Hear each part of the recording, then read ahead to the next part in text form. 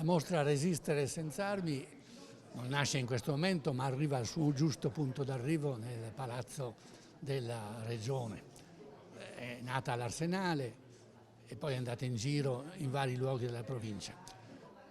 Valorizza i documenti di quei 3.000 veneziani che sono stati ospiti dei tedeschi come IMI, cioè internati militari, neanche riconosciuti come prigionieri, dopo l'8 settembre del 1943, dopo l'armistizio rovinoso. Ben 650.000, questa è la stima, sono stati fatti prigionieri in realtà e portati in numerosi campi dell'Europa centrale e settentrionale.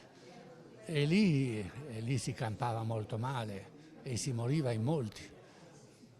Certo, è la situazione dei campi di prigionia in genere, ma qui è una prigionia che segue a una catastrofica sconfitta, è un ritrovarsi battuti dopo avere, chissà in quanti di quei 650.000, partecipato del sogno di grandezza dell'Italia fascista, di diventare una grande potenza, mentre invece eccoli lì in moltissimi prigionieri e neanche riconosciuti come prigionieri.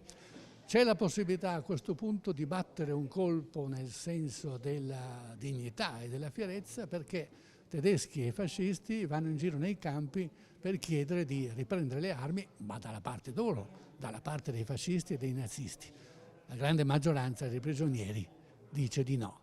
Questo permette quindi di recuperarli oggi, sì, naturalmente come vittime, e le vittime oggi vengono studiate particolarmente, ma anche come soggetti che quando ne hanno avuto l'occasione hanno espresso una scelta a loro modo attiva.